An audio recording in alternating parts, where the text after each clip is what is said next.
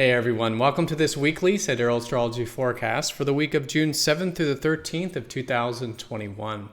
All right, so this week we have a solar eclipse week. The solar eclipse will be on Thursday, and it will be in Taurus. If you're expecting me to say Gemini just then, be sure to check out the link down below. We are using the visible sky called True Sidereal Astrology, which is different from mainstream astrology. All right, so the ending of the current lunar month, which has been an eclipse month. We had that lunar eclipse about a couple weeks ago, and so now we are ending this energy from the previous month as we approach Thursday and gearing up for a fresh new beginning.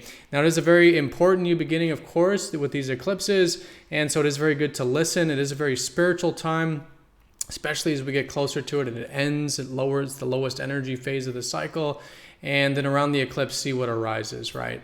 And any intentions we do want to set around Taurus, which is around self-reliance, resourcefulness, cultivating Earth in the natural life, I think is fantastic with this eclipse. It will be conjunct Mercury Retrograde, so it is good to be still very flexible this week with information and routines to allow for changes with the retrograde. But it'll also be squaring up to Neptune, which is very deep, very watery, very inward. And so it is very important to, again, listen and find constructive ways of finding peace and spiritual development in our lives. So that's the most important thing this week. As we approach Thursday, there's no major aspects. So again, it is more of the silence and space as we end the cycle. And then from the weekend onwards, starting to probably see what new is arising from this eclipse. Also over the weekend, Venus will be squaring Chiron, sextiling Uranus. Nothing major here, but maybe some opportunity for some healing with one-on-one relationships and maybe some new and different experiences there with what we enjoy as well. And then Saturday ends with the sun squaring Neptune exact, emphasizing the importance of constructive receptivity. All right, so let's go and take a look at all of this here in more detail when we return.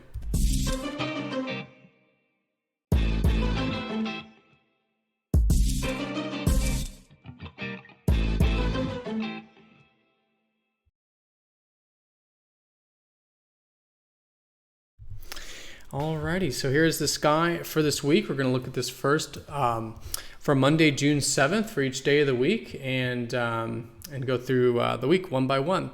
And as you can see here, we are using the visible sky, which is very different from mainstream astrology, and the signs are different. For example, the eclipse being in Gemini and mainstream is actually in the constellation of Taurus. If you were to look up at the eclipse, or if you were to use one of those apps, you would see it right at towards the second half of Taurus here.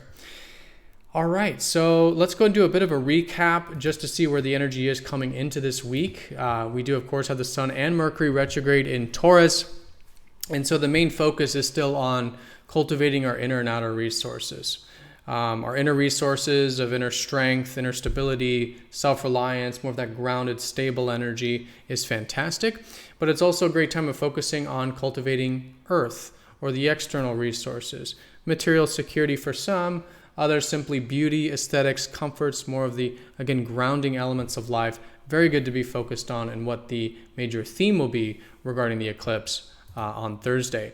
Now, Mercury retrograde suggests that this stuff is good to be flexible with, pretty much all things involving routines and communications, because of the reworking process. So it is good to experiment during this time, try new things, but be as flexible as possible because information changes, things change during the retrograde. And so we do want to allow for that. All right, but yeah, so that's where the Sun and Mercury are, but we do have Venus in Gemini, suggesting that there can be still an enjoyment this week around communication, maybe sharing ideas with others, or just personally picking up that book, doing some reading, some writing, some learning, some studying. Could be very enjoyable with Venus's placement here in Gemini. And Mars, officially in Cancer now, suggests that the way we're taking action, or a great way to take action right now, is in a more protective and caring sort of way. I think it is great to be motivated towards the things and people that are important to us on an emotional level, on a personal level. Create that protective environment for ourselves and others in its highest expression, very caring and nurturing, but really connecting to our intrinsic values right now when it comes to our motivations and our drives, I think is great with Mars in Cancer. All right, so coming into the week on Monday, the moon will be finishing up Aries as it was on Sunday. So any themes on Monday around initiative, I think, is fantastic. How can we initiate things and get in some of that fiery energy, even though, again, the energy is starting to die down as we approach the eclipse. We will be easing up off of some of the energy from the weekend, which had to do with maybe some personal transformation, and again, some of that receptivity, the importance of receptivity. But again, that's the square to Neptune that's still going on this whole week. What's also going on this week, and it's getting stronger as we go through the week, is this second contact between Saturn squaring up to Uranus. So the first time we had this contact was back in February 17th, around mid-February when this first started. And this is a yearly energy lasting through December, which has basically been, and still is, very good to see how we can start to induce some more freedom and change into our existing structures in life. For some of us, it might be our work. Others maybe family or home, maybe relationships. Whatever it is that we've been putting a lot of time and energy into or taking more seriously this year and more grounded with Saturn.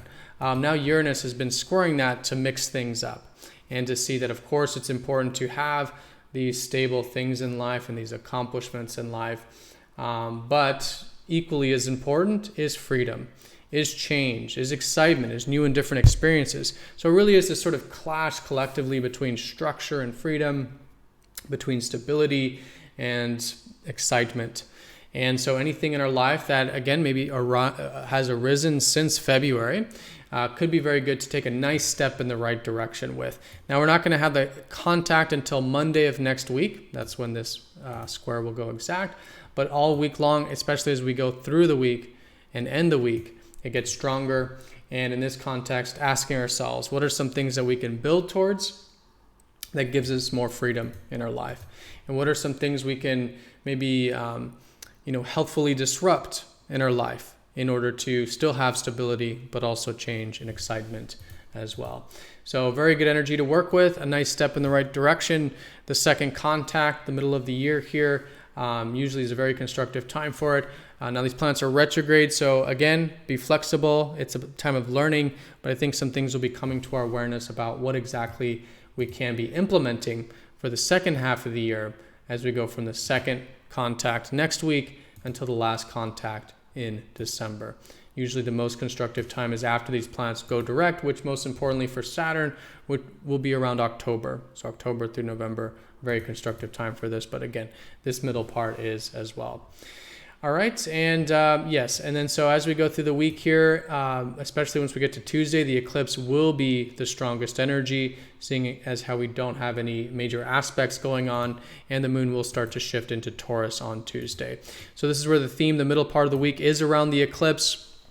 Again, letting the energies die down as we approach the Thursday time period, complete some things from the previous cycle, and around the eclipse, listen. It's a very important time to listen, to turn inward. It's a very important spiritual time and a shift to our life path. And it's really around the theme that it's been great to explore new things around resourcefulness, around cultivating our inner and outer resources with Taurus, with the North Node in Taurus. And so any intentions around this, creating more stability in your life, more steadiness, also stopping to smell the roses, good meal, some aromatherapy, sensual things, some more beauty, aesthetics, comforts, luxurious even, but abundance, right? It's about cultivating the inner and outer abundance in life. And most importantly, the inner abundance of, our inner strength, our natural gifts, our just that self-reliance, that stability that we all have with this energy of Taurus. So very good intentions to set and listen, see what arises out of this. And then going into the weekend, we'll start to notice some of that new beginning moving forward. Now, again, it will be conjunct Mercury retrograde, so do give it flexibility, even though things will be moving forward going into next week with this eclipse. All right, and and then once we do get to the weekend, the moon will shift into practical Gemini to join up with Venus both Friday and Saturday. So that'll be a good weekend for, again, learning, studying, enjoying some of that mental and communicative energy, which still is enjoyable all week, but maybe emphasized Friday and Saturday. And then when we do get to Saturday and Sunday, that's where we have the concentration of aspects this week. A minor one between Venus square Chiron and Venus sextiling Uranus. So just maybe some good healing that can come through our one-on-one connections and relationships, maybe some excitements or new and different experiences, at least available there with Uranus as well. But fundamentally, again, Venus is about values and enjoyments. And she does rule Taurus as well, which is, again, the abundances of life and the values of life. So so in this context, with these new beginnings, I think it's great to see that maybe some of this cultivating and enjoying of our resources in life, and our inner and outer resources, can be very healing, very therapeutic. Could be some healing to the self-worth, to the self-value. So anything around that level of, again, the eclipse, great to set some healing intentions with, and trying some new and different things with those Venus aspects, Saturday and Sunday. And then the week officially ends with the Sun squaring up to Neptune. Again, the importance of this receptivity. The eclipse will be square Neptune as well. And so Neptune is about finding more peace in life and finding healthy ways of escaping, quote unquote, or healthy ways of finding peace, right? And so there can be some extremes with squares to Neptune. It's a good weekend to see that we might be under a bit of an influence or wanting to escape, or maybe a bit imaginative or dreamy.